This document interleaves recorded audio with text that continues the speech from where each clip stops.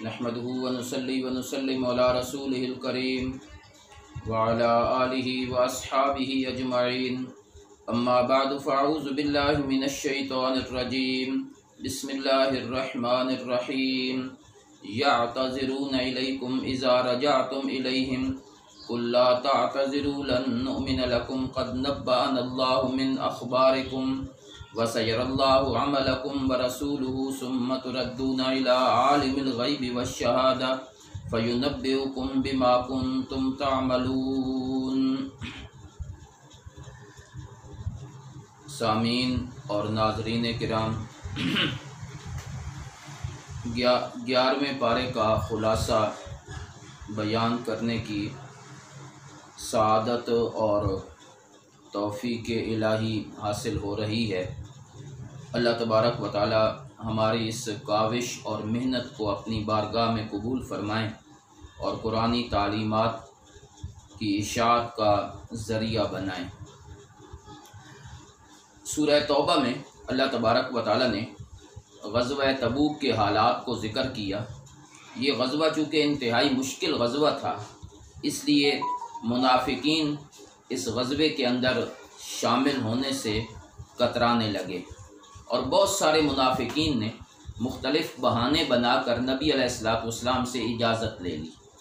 तो अल्लाह तबारक व तआला ने ग़ज़वा तबूक से वापसी पर रास्ते में अपने नबी को इन हक़ाइक़ से आगाह किया। चुनाचे उसका ज़िक्र 11वें पारे की इब्तिदा में है कि यअतज़िरूना इलैकुम इज़ा रजअतुम इलैहिम, कि जब तुम वापस आओगे तो ये मुनाफिक बड़े बहाने बनाएंगे और कहेंगे कि हमारी ये मजबूरी है, ये है।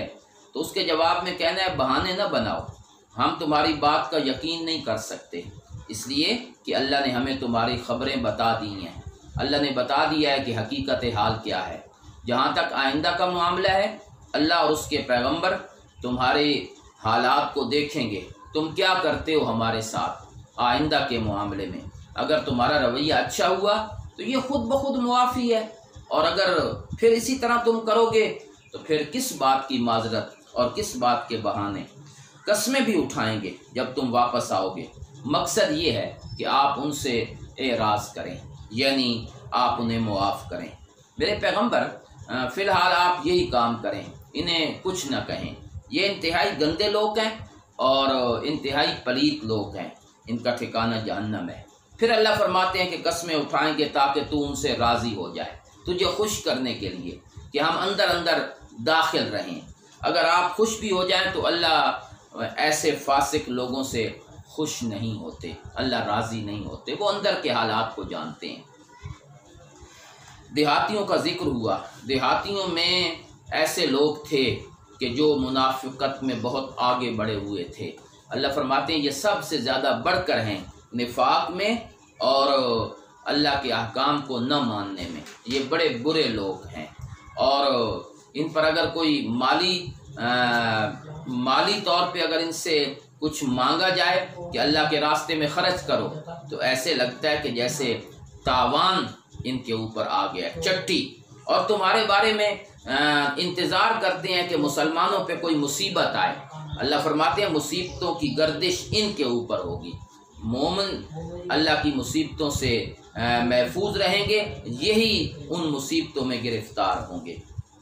रकू नंबर 2 में अल्लाह तबारक व तआला ने मोमिनीन का जिक्र किया कि अस्साबिकून अल-अव्वलून, जो पहले पहले आगे बढ़ गए, चाहे उनका ताल्लुक़ मुहाजिरीन से है, अंसार से है, और वो लोग जो उनके पीछे चलते हैं, सबसे अल्लाह राज़ी हैं। अल्लाह ने उनके लिए जन्नत तैयार की है और वो उसमें हमेशा रहेंगे। मदीने के आसपास भी मुनाफिक हैं जो निफाक के ऊपर अड़े हुए हैं। तू उनको नहीं जानता, हम उनको जानते हैं, हम उनको दुनिया और आखिरत में इसका बदला भी देंगे। कुछ सच्चे मोमिन तबूक में नहीं जा सके किसी मजबूरी की वजह से, लेकिन उन्हें बहाने नहीं बनाए, उन्हें साफ कह दिया कि हम नहीं जा सके। तो अल्लाह फरमाते हैं ये वो लोग हैं जिन्होंने अपनी गलती का एतराफ़ कर लिया। ये अच्छे अमल भी इन्होंने किए हुए हैं और एक ये अमल भी हो गया कि तबूक में नहीं जा सके, तो अल्लाह इनकी तौबा कबूल करेंगे। अल्लाह तबारक व तआला फरमाते हैं कि अल्लाह अपने बंदों की तौबा कबूल फरमाते हैं, उनका दिया हुआ माल कबूल फरमाते हैं। جہاں تک منافقین کی بات ہے، ان کے بارے میں پھر وہی قانون ہے کہ اللہ ان کے حالات کو دیکھیں گے اور اس کے بعد فیصلہ کریں گے۔ ان منافقین نے ایک سازش کی کہ ایک مسجد بنائی، اور مسجد کے بنانے کا مقصد یہ تھا کہ یہاں بیٹھ کر دین کے خلاف مشورے کریں گے، یہ بنیادی مقصد تھا۔ اور نبی علیہ السلام کی خدمت میں حاضر ہوئے کہ یا رسول اللہ، تبوک سے واپسی پر ہماری مسجد میں تشریف لائیں۔ آپ نے فرمایا ٹھیک ہے، میں آؤں گا، مسجد تو اچھی چیز ہے۔ تو اللہ نے اپنے نبی کو اطلاع دی کہ یہ مسجد کسی اچھے مقصد کے لیے نہیں بنائی جا رہی، اس مسجد کا نام ہے مسجد زرار، یہ مسلمانوں کو تکلیف دینے کے لیے ہے، وہ کفرن، اور یہ کفر کی بنیاد پہ رکھی گئی ہے، وہ تفریقم بین المؤمنین، اور یہ اس لیے ہے کہ مسلمانوں میں تفریق کر دی جائے، اور یہ اس لیے بنائی گئی ہے کہ یہاں اللہ اور اس کے رسول کے دشمن پناہ لیں اور یہاں بیٹھ کر دین کے خلاف مشورے کریں۔ لہٰذا آپ نے اس مسجد میں کھڑا بھی نہیں ہونا، اور وہ مسجد جو پہلے دن تقوی کی بنیاد پہ رکھی گئی، مسجد قباء، آپ اس میں رہیں، اور اس میں وہ لوگ ہیں جو تطہیر کو پسند کرتے ہیں۔ اللہ، یہ مسجد وہ ہے جس کی بنیاد تقوی پر ہے، اللہ کی رضا پر ہے، اور ایک ان کی مسجد ہے جس کی بنیاد فساد کے اوپر ہے۔ آپ نے اس مسجد کے قریب بھی نہیں جانا۔ رکوع نمبر 3 میں اللہ تبارک و تعالیٰ نے مومنین کے ساتھ کیے ہوئے ایک معاہدے کا ذکر کیا کہ ہم نے مومنوں سے مال جانیں خرید لیں اس بدلے میں کہ ہم ان کو جنت دیں گے، اور وہ مومن وہ ہیں جو اللہ کے راستے میں لڑتے ہیں، پھر قتل ہوتے ہیں، کافروں کو قتل کرتے ہیں، تو ہم کہتے ہیں کہ جان مال ہمارے حوالے کر دو، ہم بدلے میں تم کو جنت دیں گے۔ یہ بشارت تورات اور انجیل میں بھی ہے۔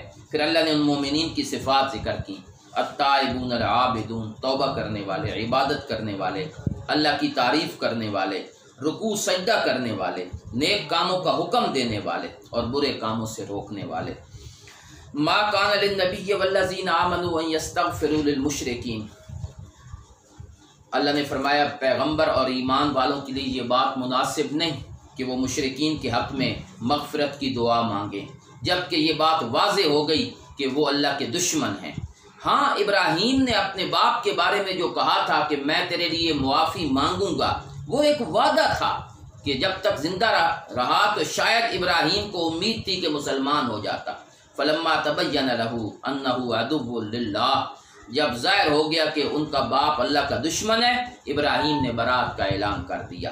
ابراہیم بڑے حوصلے والے، اللہ کی طرف رجوع کرنے والے ہیں۔ اس کے بعد اللہ نے اپنے نبی کے اوپر ہونے والے احسانات کا ذکر کیا۔ لقد تاب اللہ علی النبی، اللہ نے نبی پر اور مہاجرین اور انصار جنہوں نے تنگ وقت میں نبی کے ساتھ دیا، اللہ نے ان کے اوپر رجوع کیا، اپنی رحمتیں نازل کیں، اور اللہ مہربان بھی ہیں، رحم دل بھی ہیں۔ پھر اللہ نے وہ 3 بندوں کا ذکر کیا جو غزوہ تبوک میں پیچھے رہ گئے، سچے مسلمان جنہوں نے بہانہ نہیں بنایا، صاف کہہ دیا کہ ہم نہیں جا سکے۔ اللہ نے فرمایا حالت یہ بن گئی کہ کوئی ان سے بات نہیں کرتا تھا، میرے نبی نے پابندی لگا دی، زمین ان پہ تنگ ہو گئی، اور ان کی اپنی جان بھی ان پہ تنگ ہو گئی، اپنے آپ سے بیزار ہو گئے، اور انہیں یقین ہو گیا کہ آج اللہ کے بجائے کوئی جائے پناہ نہیں ہے۔ اللہ نے توبہ قبول کی، پھر اللہ توبہ قبول کرنے والے اور رحم کرنے والے ہیں۔ ما کان لأہل المدینہ ومن حولہم من الاعراب، مدینے کے رہنے والے دیہاتی، ان کو یہ مناسب نہیں تھا کہ نبی کے بعد یہاں رہتے، جب پیغمبر کے ہاتھ پہ جا رہے ہیں تو انہیں بھی جانا چاہیے تھا۔ یہ اپنی جان کو بچاتے ہیں اور اس خطرے سے نہیں جاتے کہ کہیں اللہ کے راستے میں تکلیف نہ ہمیں برداشت کرنی پڑے۔ جو شخص اللہ کے راستے میں ذرہ برابر بھی تکلیف برداشت کرتا ہے، اللہ اس کو آخرت میں بہت بڑا درجہ عطا فرماتے ہیں، بہت بڑا مقام عطا فرماتے ہیں۔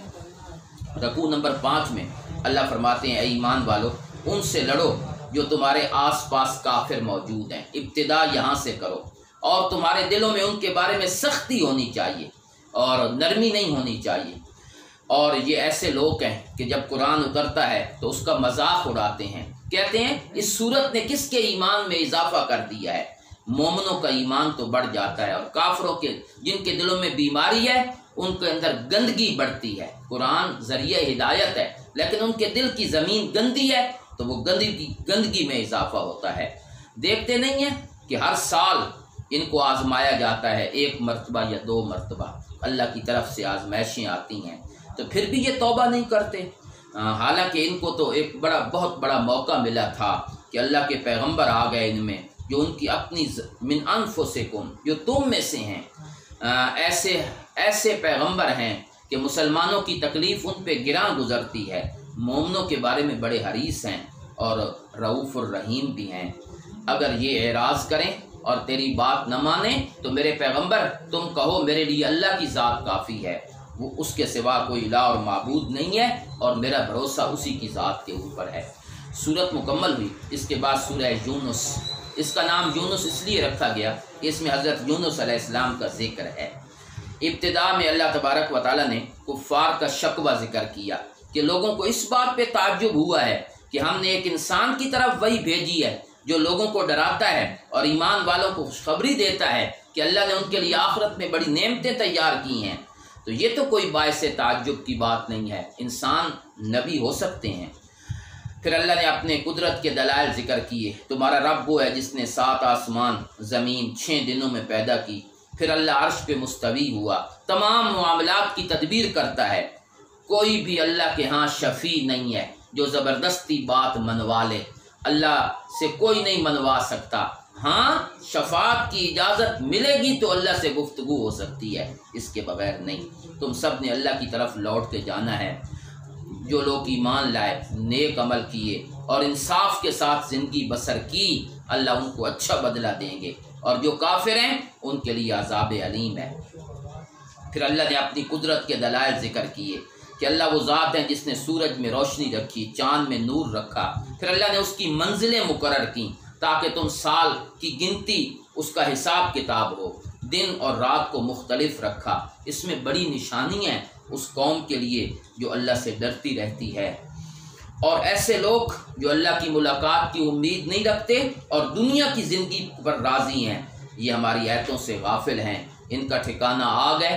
جو مومن ہیں اور نیک عمل کرنے والے ہیں، اللہ نے آخرت میں ان کے لیے جنت تیار کی ہے۔ رکوع نمبر 7 میں اللہ تبارک و تعالیٰ فرماتے ہیں کہ اگر لوگ اللہ سے کہتے ہیں کہ عذاب کیوں نہیں آتا، یہ مشرکین مکہ کہتے تھے، اللہ کہتے ہیں کہ لوگ شر کو جلدی مانگتے ہیں بجائے خیر کے، اگر اس طرح کا معاملہ ہو جائے تو اللہ کب کا فیصلہ کر دے اور اللہ ان کو تباہ و برباد کر دے۔ انسان کی فطرت یہ ہے کہ جب اسے تکلیف پہنچتی ہے تو ہمیں پکارتا ہے، پہلو کے بل کھڑے ہو کر بیٹھ کر جب تکلیف دور کر دیتے ہیں، اس طرح ہم سے غافل ہو جاتا ہے گویا کہ اس نے ہمیں کبھی پکارا ہی نہیں تھا۔ ہم نے پہلو قوموں کو بھی ہلاک کیا اور ان کو بھی ہم ہلاک کر دیں گے، ہم نے تمہیں زمین میں ایک دوسرے کا نائب بنایا ہے۔ تو کافر کہتے تھے کہ ہمیں یہ قرآن منظور نہیں ہے، اس کے علاوہ کوئی اور قرآن لاؤ۔ میرے نبی جواب میں کہو کہ میرے اندر تو یہ ہمت نہیں کہ میں اپنی طرف سے کوئی کتاب لے کر آؤں، میں تو اسی چیز کی اتباع کرتا ہوں جو میری طرف وحی کی گئی ہے۔ ویسے بھی اگر اللہ چاہتا تو کبھی میں یہ قرآن نہ پڑھتا اور میں تمہیں کبھی اس کی معلومات نہ دیتا۔ میں اتنی عمر تم میں رہا ہوں، تم کیوں نہیں سوچتے کہ اگر میں نے خود بنانا ہوتا تو پہلے بنا لیتا نا۔ اللہ فرماتے ہیں اللہ کے علاوہ ایسوں کی عبادت کرتے ہیں جو نفع نقصان نہیں دیتے، اور کہتے ہیں یہ اللہ کے ہاں سفارشی ہیں، یہ ہماری سفارش کریں گے، اور ان کی بات اللہ موڑتا نہیں ہے۔ میرے پیغمبر یہ اللہ کو وہ باتیں بتا رہے ہیں جس کا علم اللہ کو آسمان و زمین میں نہیں ہے، شریک ہو تو اللہ کو علم ہو۔ رکوع نمبر 8 میں اللہ تبارک و تعالیٰ فرماتے ہیں کہ جب ہم لوگوں کو اپنی طرف سے رحمت چکھاتے ہیں، آرام، تکلیف کے بعد، تو لوگ ہماری آیتوں کے بارے میں سازش کرنے لگ جاتے ہیں، اور اللہ وہ ذات ہے جو تمہیں سمندر میں اور خشکی میں چلاتا ہے۔ جب تم کشتیوں میں بیٹھتے ہو کشتیاں چل پڑتی ہیں، لوگ خوش ہوتے ہیں، پھر اچانک ہوا آ جاتی ہے اور ان کو یقین ہوتا ہے کہ آج ہم نہیں بچ سکتے، فوراً اللہ کو پکارتے ہیں، خالص اللہ کی پکار، اور کہتے ہیں کہ یا اللہ اگر تو ہمیں نجات دے دے لَنَكُونَنَّ مِنَ الشَّاكِرِينَ۔ جب اللہ نجات دیتے ہیں تو پھر زمین میں فساد کرتے ہیں۔ یہ باتیں اللہ نے اس رکوع کے اندر کیں۔ پھر اللہ نے آخرت کے عذاب سے ڈرایا اور آخرت کی یاد دل میں پیدا کرنے کی کوشش کی، جہنم کے عذاب کا تذکرہ ہوا۔ پھر اللہ نے क़यामत का एक मंजर जिक्र किया है कि जब हम सब को इकट्ठा करेंगे और फिर हम कहेंगे कि जिनको तुम शरीक बनाते हो वो भी और दूसरे भी अपनी जगह पे ठहर जाओ, हम उनके दरमियान जुदाई पैदा कर देंगे। वो शरीक जो है ना, जिनके बारे में ये ख्याल करते हैं कि ये हमारे शरीक हैं, अल्लाह के नबी, वो कहेंगे तुम तो हमारी इबादत करते ही नहीं थे, अल्लाह से पूछो, अल्लाह बतौर गवाह के काफ़ी है कि हमें तुम्हारी इबादत का कोई इल्म नहीं है। मालूम होता है मरने के बाद जिसको पुकारा जाए, उसके नाम की नज़र नियाज दी जाए या इबादत का कोई भी काम किया जाए, वो उनके हालात से वाकिफ़ नहीं है।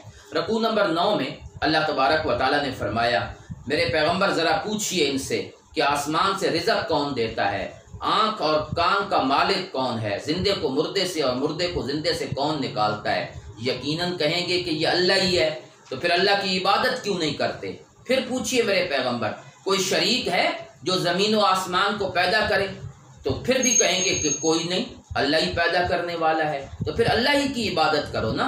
ये कुरान ऐसी चीज़ नहीं है जिसको घड़ लिया जाए, ये घड़ी हुई किताब नहीं है, ये मेरे रब का कलाम है। अगर घड़ी हुई है तो तुम भी इस जैसी एक सूरत लाओ और पुकारो जिसको पुकारना चाहते हो, लेकिन तुम जोर लगा लो, तुम कुरान जैसी सूरत पेश नहीं कर सकते। रुकू नंबर 10 में अल्लाह तबारक व तआला ने फरमाया कि मेरे पैगम्बर अगर ये तेरी तकजीब करते हैं, झुठलाते हैं, तो इनको एक जवाब दो कि मेरे लिए मेरा अमल, तुम्हारे लिए तुम्हारा अमल, मैं तुमसे बेजार हूँ और मेरा तुम्हारे साथ कोई ताल्लुक़ नहीं है। ये लोग बज़ाहिर तो तेरी बात सुन रहे होते हैं, लेकिन हकीकत में ये बहरों की तरह हैं और ये इन पर बात का असर नहीं होता।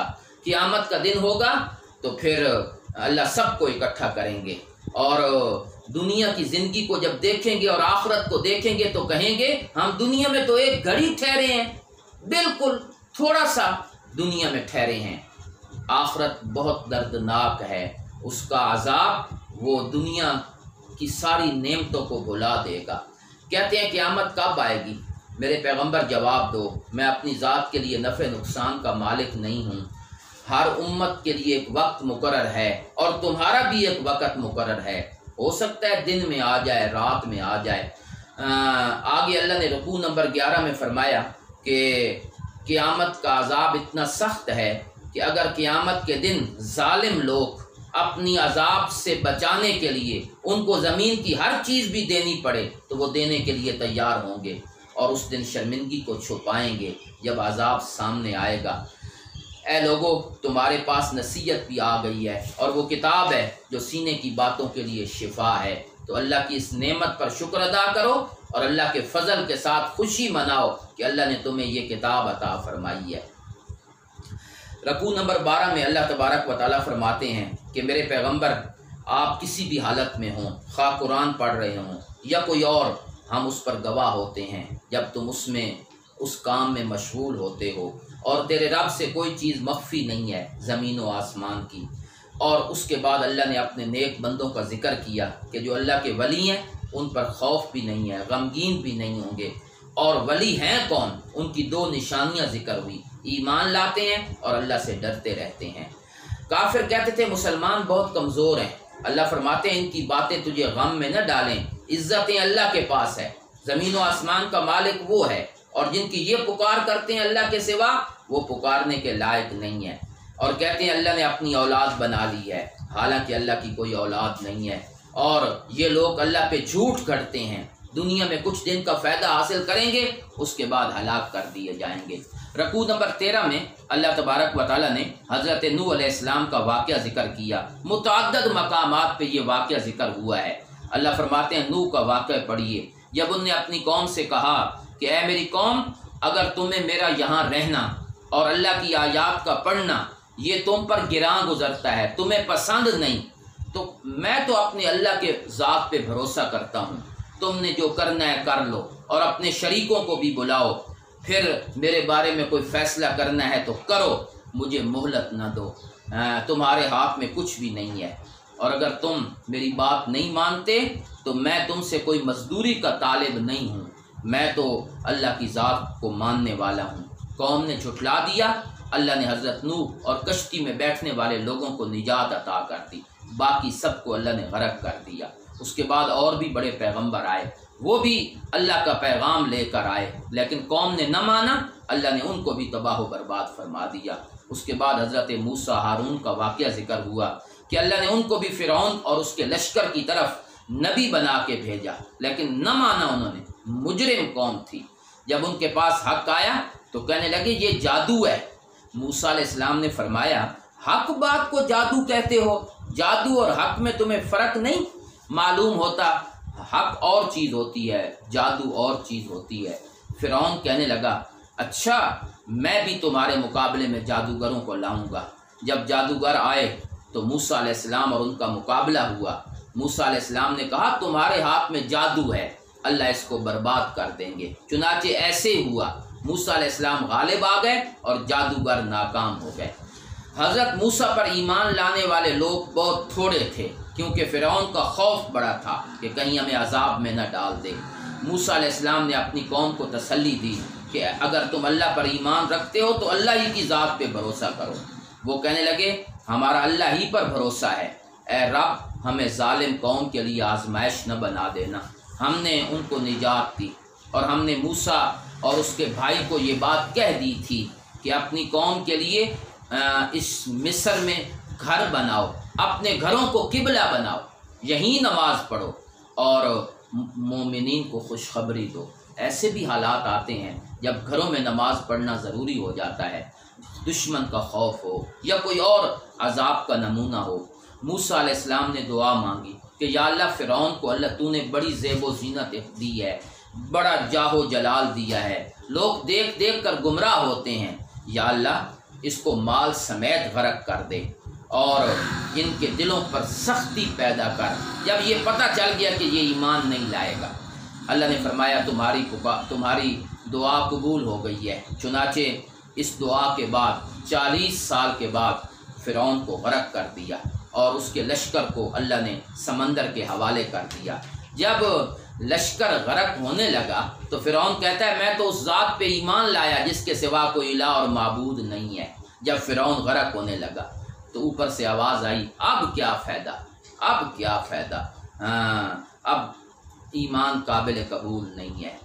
ہم نے بنی اسرائیل کو بہت اچھی جگہ عطا کی اور پاکیزہ رزق عطا کیا، لیکن انہوں نے بھی اللہ کے احکام میں نہیں مانا اور اس کو چھوڑ دیا۔ اے میرے پیغمبر اگر تو نبی کو خطاب ہے لیکن مراد عام بندے ہیں کہ اگر تمہیں شک ہے اس چیز کے بارے میں جو ہم نے اتاری ہے تو ایسے لوگوں سے پوچھ جو تجھ سے پہلے کتاب پڑھتے رہے ہیں، انہیں معلوم ہے کہ یہ قرآن اللہ کی کتاب ہے اور اللہ تبارک و تعالیٰ ہی اس کو نازل کرنے والے ہیں۔ کوئی بھی بستی عذاب کو دیکھ کر ایمان لائی تو ہم نے اس کے ایمان کو قبول نہیں کیا، سوائے یونس کی قوم کے کہ وہ عذاب دیکھ کر ایمان لائی، اس کے باوجود ہم نے ان کے ایمان کو قبول کر لیا۔ اس بات کا ذکر کرتے ہوئے آگے اللہ فرماتے ہیں کہ ہمارا دستور یہ ہے کہ ہم اپنے نبیوں کو نجات دیتے ہیں اور ایمان والوں کو نجات دیتے ہیں۔ آخری رکوع میں سورت کے آخری رکوع میں اللہ تبارک و تعالیٰ فرماتے ہیں اے لوگو میرے پیغمبر اعلان کرو کہ اے کائنات کے انسانوں اگر تمہیں میرے دین کے بارے میں شک ہے تو میں اپنا دین واضح کر دیتا ہوں۔ میرا دین کیا ہے؟ میں ان کی عبادت نہیں کرتا جن کی تم عبادت کرتے ہو، میں تو اس کی عبادت کرتا ہوں یتوفاکم جو تمہیں موت دیتا ہے، اور مجھے اس بات کا بھی حکم دیا گیا ہے کہ میں اپنا چہرہ دین کے لیے سیدھا رکھوں اور شرک کرنے والوں میں سے نہ بنوں، اور تمہیں بھی یہ کہتا ہوں کہ اللہ کے سوا ان کو مت پکارو جو نفع نقصان نہیں دیتے۔ اگر تم نے یہ کام کیا تو لمن الظالمین ان ازم من الظالمین آپ ظالمین میں سے ہو جائیں گے۔ اور سنو اگر اللہ تکلیف کا ارادہ کریں تو کوئی تکلیف ہٹا نہیں سکتا، اور اگر اللہ خیر کا ارادہ کریں کوئی اللہ کے خیر کو رد نہیں کر سکتا۔ وہی ذات ہے بخشنے والی رحم کرنے والی۔ سورت کے آخر میں اللہ نے نتیجہ نکالا کہ حق بات تو تمہارے پاس آ چکی ہے، اب جو ہدایت قبول کرے گا اپنی ذات کے لیے اور جو گمراہ ہوگا اس کا وبال بھی اسی پر ہوگا۔ میرے پیغمبر آپ کو اس بات کی تلقین کی جاتی ہے کہ وَاتَّبِعْ مَا یُوحَىٰ إِلَيْكَ اس قرآن کی اتباع کریں جو تمہاری طرف وحی کی گئی ہے، اور صبر کیجئے یہاں تک کہ اللہ فیصلہ کر دیں، اور سب سے بہترین فیصلہ کرنے والی ذات اللہ تبارک و تعالیٰ کی ہے۔ سورہ ہود کا پہلا رکوع جس پر یہ پارہ بھی مکمل ہوا، اللہ نے سورہ ہود کے شروع میں ذکر کیا کہ یہ قرآن اللہ کی کتاب ہے، اس کی آیتیں بڑی مضبوط ہیں۔ پھر اللہ نے اس کو کھول کر بیان کیا ہے۔ اس قرآن کا مقصد کیا ہے کہ اللہ کے سوا کسی کی عبادت نہ کرو اور اپنے رب سے معافی مانگو، توبہ کرو۔ اللہ تمہیں دنیا میں بھی اور آخرت میں بھی اپنی نعمتوں سے نوازے گا۔ میری طرف لوٹنا ہے، اللہ ہر چیز پہ قدرت رکھنے والے ہیں۔ اللہ مجھے اور آپ کو قرآنی تعلیمات پہ عمل کرنے کی توفیق عطا فرمائے۔ وما علینا الا البلاغ المبین۔